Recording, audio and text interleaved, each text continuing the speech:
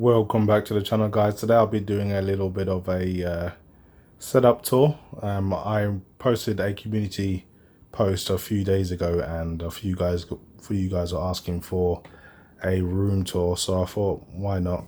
So going from right to left, this is my Corsair T3 Rush gaming chair. This one's all fabric and very comfortable and reasonably priced as well.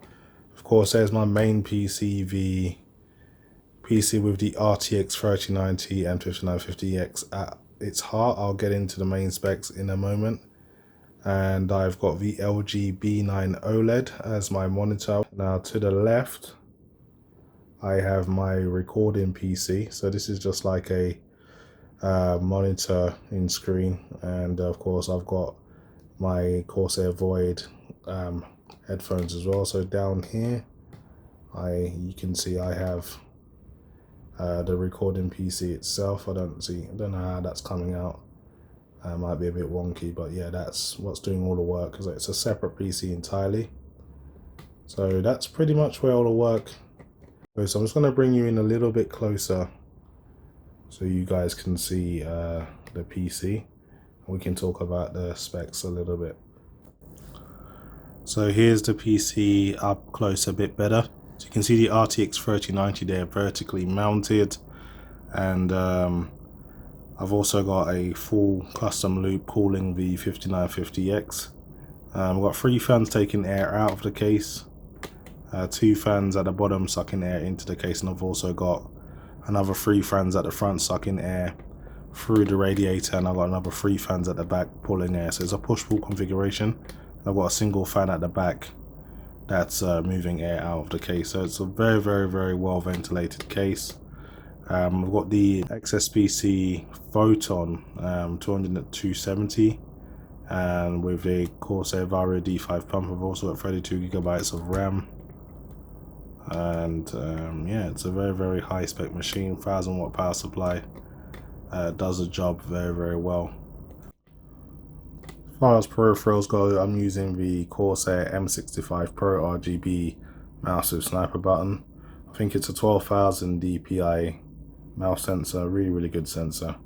You'd think I'd have better aim, but something I need to work on. I'm also using the Corsair K63 mechanical keyboard. No RGB this time, just red. I don't really care for RGB. I used to have an RGB keyboard, but I only kept it at one color anyway, so I thought it's a bit of a waste. I've actually got the a Samsung soundbar with a subwoofer as well. Because of the TV being so large, I can't really have 2 stereo speakers on my desktop, because I had to have something flat so it didn't get in the way of the screen. So that's why I've gone ahead and done that. Of course, I've got the Corsair Harpoon for the recording PC, and I've also got an Xbox 360 controller over there, and I've also got the Blue Yeti microphone, condenser microphone USB.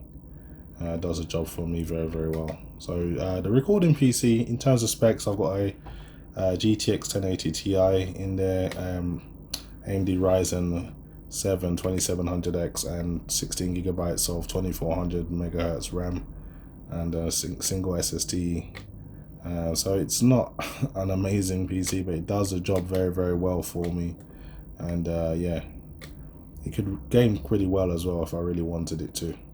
Just gonna round things up with some Forza Horizon 4. Just want to give you guys a first-person view of the LG B9 4K 120Hz OLED TV with G-Sync enabled, and I just want to show you what 120Hz gaming looks like. I know this is a 60Hz video or 60 FPS video, so it's not going to be a true representation, but I want to give you my perspective. So just going to quickly go through the in-game settings. So playing at a resolution of 3840 by 2160, and everything is at extreme. I've actually put the anti-aliasing to 4 times rather than 8, because I'm playing at 4K.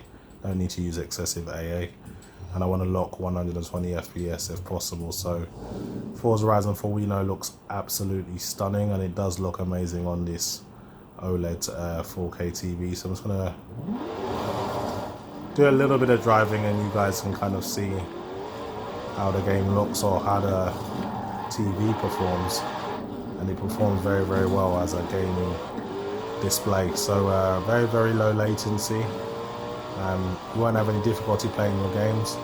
And with G-Sync, everything is tear-free and just butter smooth.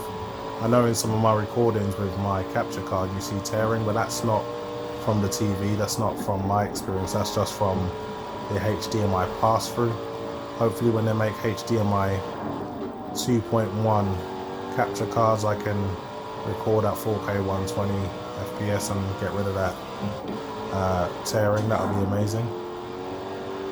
So trying to drive this Koenigsegg in the snow is not the easiest thing to do, so I try my best not to crash. It's actually snowing here in I think it's Edinburgh, I'm not too sure.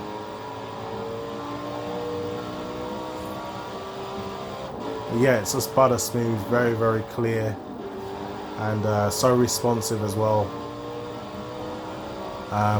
You're not really gonna get better quality than this from a monitor.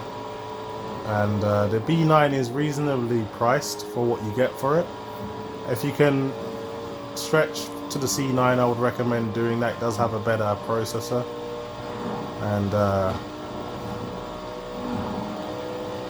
but the B9 does a great job. It can do 4K 120 Hertz, and it can do HDR with G-Sync all enabled at the same time. So there's no bandwidth limitations or anything like that. True HDMI 2.1, and it looks absolutely fantastic. Hopefully my Samsung Galaxy is doing a decent job capturing this. I'm not really one to go out and buy the best phone. I could if I wanted to, it's not a question of money, it's just that I don't really care about phones. I mean, as long as it can do what I need it to do, then I'm happy with it. So I'm running the S9 Plus Galaxy. I used to be an Apple guy, but I really, really hated the closed platform. It was all locked down. You had to do everything through iTunes. Really, really annoyed me. So I went with Android, and everything's all open. And it's a lot more easier just to manage your stuff. And copy and transfer files is so much more simple. And that's what I like. I like simple. So that's why I'm sticking with Android for now. But yeah, I mean, the game just runs butter smooth. Looks amazing. I've actually got a Samsung Q90R as well. Reason I'm not using that as my monitor is it's not got true HDMI 2.1. It can do 4K 120 Hertz, and it does have some HDMI 2.1 features, but the OLED from LG has true HDMI 2.0, which is what I need to get the most out of my RTX 3090, and it really, really does an impressive job. So hopefully this has